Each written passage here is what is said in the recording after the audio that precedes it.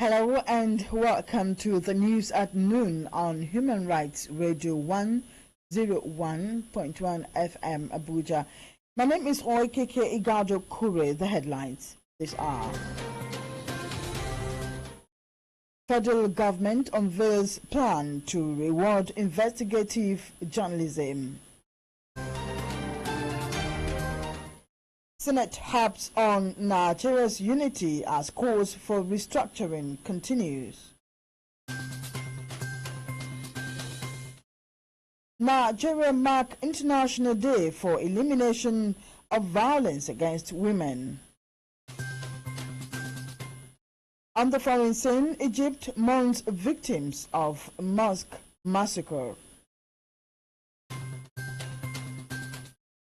And in sports, Eagles express readiness to face tough group opponents in 2018 World Cup.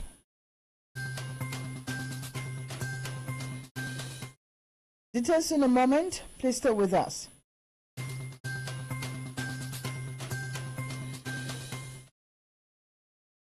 And now the news. The federal government has unveiled plans to promote transparency and openness in the affairs of governance by rewarding journalists who report the best investigative stories. Minister of Justice Abubakar Malami, who made the disclosure, said the plan is part of the federal government's initiative to mainstream accountability and transparency in the country. He further assured that the Buhari government will continue to improve its methods of citizens' engagement by ensuring that the principles of co-creation and co-governance are preserved. Senate President Bukola Saraki has emphasized that the nation's unity remains a condition for Nigeria's development, stability, and greatness. Speaking in Calabar at the retreat held by the Southern Senators Forum, Saraki called on all Nigerians to put the country first as they continue to debate about restructuring of the country and other similar agitations. He further stated that the founders of Nigeria's constitution had envisioned the current agitations and had put in place guidelines to ensure that the entire country must be on the same page in order to take drastic decisions. Former President Olusegun Obasanjo has urged Africans to give the necessary cooperation and support to the new government of Zimbabwe. Obasanjo, in his congratulatory letter to the new president, Emerson Mnangagwa, said he is convinced that the new leader would be an asset for the country. He charged Mnangagwa to utilize his experience to take Zimbabwe out of political and economic mysteries. Violence against women and girls is one of the most widespread, persistent, and devastating human rights violations in the world today. Every 25th of November, which is today, is set aside to mark the International Day of Eliminating Violence Against Women, and Nigerians have joined the rest of the world to mark the day. Speaking in Abuja, some Nigerians called for an end to violence against women. The thing when I see there, they say some men, then wicked, if they beat their wife like this, like goats, and then they beat woman. It's not good make man, they beat woman every time. One is just give him wife slap one time, like play, that woman die like that. So it's not good. Woman, when you be saying they born for you, you just they beat and they maltreat her anyhow. Let man know they beat woman. Because woman don't get power like man. Men are calling themselves sit down, talk this thing and finish the matter. Don't be saying beat every day and I go settle the matter. Make man they beat woman every time. It's not good. To just beat woman, give her wound, to remove her teeth, to remove her eye, it's not good. I just advise men to just be patient for anything women do. It's uncalled for, really. And the fact is that in 100% of men, about 25% beat their women, while 75% don't even think of that at all. I would advise those ones that beat their women to always have patience. That is why we are men. Being a man, it's not this job. You are the overseer of that family. You have to take everybody along. So whatever that comes your way, if you don't have that patience, how are you a man? But some people that don't have that patience are the ones that beat their wife. I would advise all the men to always have patience at any moment.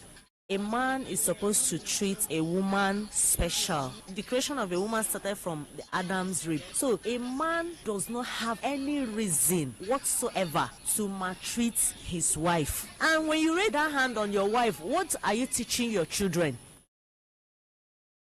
The theme for this year's International Day of Eliminating Violence Against Women is Leave No One Behind, End Violence Against Women.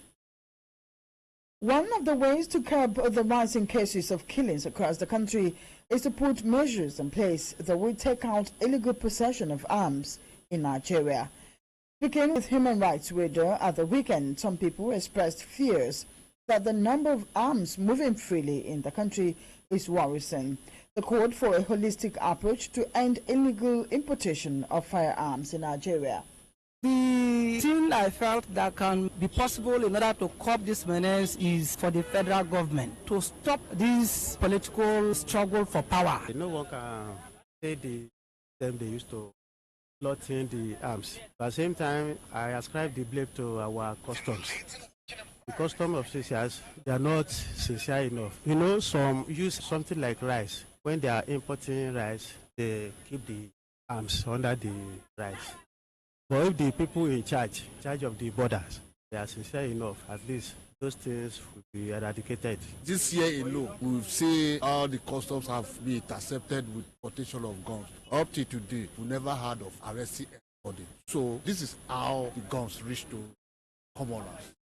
Government should make sure that they do everything perfectly to make sure such a thing stops. We must have to check how those guns are being imported and who is importing them and from where. And let arrests be made. This thing is government problem. They know what to do, but they fail to do it. They should do something. Arms, their hand. Security is in their hand. So everything should be channeled to the present government. It hasn't been like this. Security agencies should do their work from the seaport where these arms come in, from the land post where these arms, customs and whatever, they should do their work properly. Recently, the immigration intercepted a vehicle that came into this Nigeria with some set of guns. Where are these guns coming from? And who do you think that is capable of bringing in such arms into this country? It's still the politicians. What is their aim of bringing in these things? To achieve power, by all means. Despite the ban on importation of foreign foods like chicken and other products, some Nigerians still enjoy its patronage. In this interview, some people said though the frozen foods are more accessible and convenient, they are not without health implications. There are ideologies that they are not so good. If you have an option actually of getting fresh food, not just livestock, even vegetables, it's always best to get ones that are obvious reasons. It's not always that. But what we should be looking at is those agencies responsible for food standards, putting more sure that the frozen food methods of creation going to world standards. Sure, not help. I'm sure of that. How much? But they can't get fresh food. Frozen foods are available. People always eat them. Not matter of the cost. It's convenient, it's accessible. People always take the frozen food. And then the scientists who have not even come out to say specifically how dangerous it can be to our health. If one is well known, I'm sure it will make people eat it or stop eating. Many of us, we see the television and we have been hearing through radio that frozen food, foreign chicken, is not too safe for us to be eating. It is better we remain with our culture. Whenever we want to buy a chicken, maybe we feel like eating chicken. Let us still prefer our live chicken. We go to the market, we buy, we slaughter. Everywhere now you are hearing different diseases. Most of the foreigners, they don't eat all this food. I don't know why Nigeria are killing themselves for foreign food. Nigerians have been advised on the need to adopt a routine deworming exercise in order to avoid worm infestation, malnutrition and anemia that are mostly common amongst children. In this interview with our correspondents, a medical practitioner, Dr. Iheme Wisdom, and other Nigerians spoke on the benefits of deworming every 3 to 4 months. Worm infestation is a very common health problem in our environment, which a wide variety of species have been created. There are a wide range of problems associated with worm infestation. It could affect all age groups. No age group is spared. We have problems such as malnutrition and anemia, which is very common, especially in the younger age groups. And of course, in very severe cases, we have cases of intestinal obstruction, where the worms have completely colonized the entire gut, hence the need for action to be. recommend a 3 to 6 monthly interval for such practices. Of course, the benefits can't be overemphasized. So I hereby urge all Nigerians to imbibe this health practice in order to stay healthy. For parents, it's very important to deworm your children at least maximum of 6 months for healthy growth, and it makes the child to grow mentally, physically. Whatever diet you're feeding the child come out of the child. Deworming of children below 0.5 was mostly the accumulation of some carbohydrates, lots of sugar. If you do not deworm them, they seem to have these stomach issues time because they're kids and not able to talk, kind of fall ill regularly. So deworm them every 3 months. Just like my own children, if I do not deworm them, you start seeing them pouring pits as if they are pregnant. This one will tell you my stomach is paining me. If you give them food, they will not like to eat the food. The child will get in tiny. It's good to deworm every 3 months. And from that, we take a short break, but please stay with us. We'll be right back. Welcome, my dear friends. Human Rights Radio. Your one.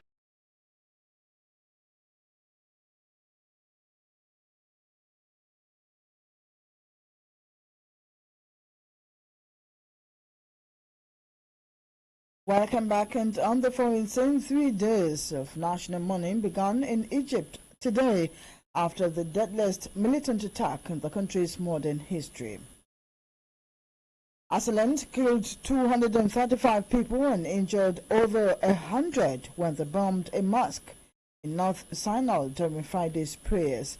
No group has claimed responsibility for the attack yet, but a branch of Islamic State group has been waging an insurgency in the main desert region.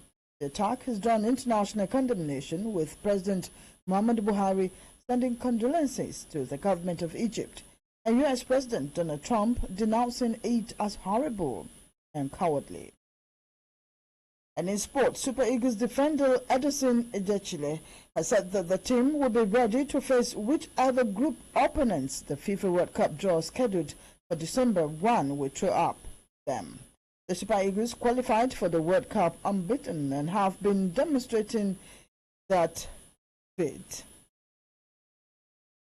As fans await the draw, there are fears the Eagles might get tough group competitors who could limit the chances of advancing to the next round. But Ejechile revealed that the team is not afraid of any team. That's the news this hour, but we'd like to remind you that the federal government has unveiled plans to reward investigative journalism. Nigeria marks International Day for Eliminating Violence Against Women. And on the foreign scene, Egypt mourns victims of mosque massacre. In sports, Eagles express readiness to face tough group opponents in 2018 World Cup.